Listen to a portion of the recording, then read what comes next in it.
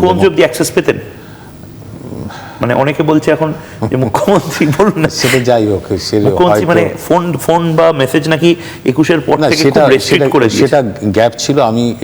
আমি সেদিনও বলেছিলাম যে এই গ্যাপ একটা বড় গ্যাপ ছিল, অর্থাৎ মুখ্যমন্ত্রীর সাথে দলের অন্যান্যদের সাথে একটা গ্যাপ ছিল, অভিষেক বন্দ্যোপাধ্যায়ের সাথে দলীয় নেতৃত্বেরও একটা অভিষেক বন্দ্যোপাধ্যায়কে মেসেজ করলে একটা গ্যাপ ছিল।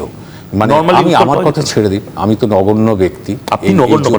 এই যে যারা চলে গেছে আমি সেটাই বলছিলাম যে একটা রাজনৈতিক দলের একটা ফিলোসফি থাকে, একটা দর্শনের উপরে একটা রাজনৈতিক দল নির্ভর চলে এবং তার একটা ইতিহাস থাকে। যেমন জাতীয় কংগ্রেসের একটা ইতিহাস আছে, স্বাধীনতা আন্দোলনের ইতিহাস আছে, তার একটা ম্যানিফেস্টো আছে।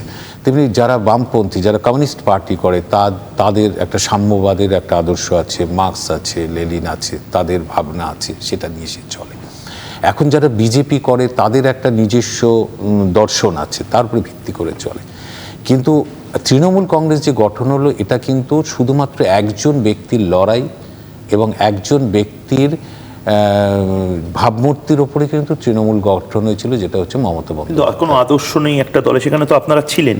এবার ঘটনাটা হলো, আমি সেটাই বলতে চাইছি, যখন দিদি অর্থাৎ মমতা বন্দ্যোপাধ্যায়ের লড়াই তার ভাবমূর্তির উপর নির্ভর করে একটা দল তৈরি হলো এবং সেই দল লড়াই করে বামফ্রন্টের মতো একটা সরকারকে ক্ষমতাচ্যুত করলো এবং 15 বছর সেই সরকার চলল এবং মমতা বন্দ্যোপাধ্যায় তার মতো করে ডেভেলপমেন্টের চেষ্টা করলেন, এর উপরে ছিল।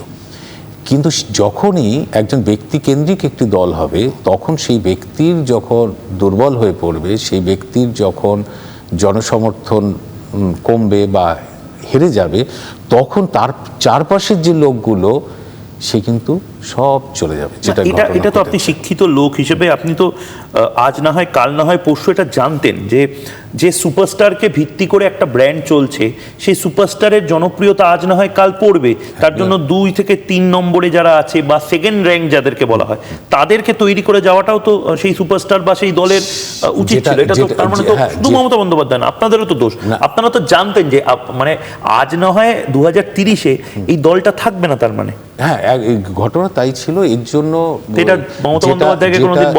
মুখ্যমন্ত্রী না, সে সুযোগ তো কখনোই ছিল না। একটা ফিলোসফি মমতা বন্দ্যোপাধ্যায় বুঝতে পারেননি এটা না, তিনি তার নিজস্ব দল তিনি তার মতো চালিয়েছেন, কিন্তু একটা ফিলোসফি সেট করে দেওয়া উচিত ছিল, যেটা ধরে আগামী প্রজন্ম তৃণমূল কংগ্রেস করবে। সেটার বোধহয় অভাব ছিল বলেই আজকে কিন্তু অর্থহীন মনে করছে যারা চলে গেছে, আমি তাদের কথা বলছি, যে আজকে আর মমতা বন্দ্যোপাধ্যায়ের পাশে থেকে হবেটা কি।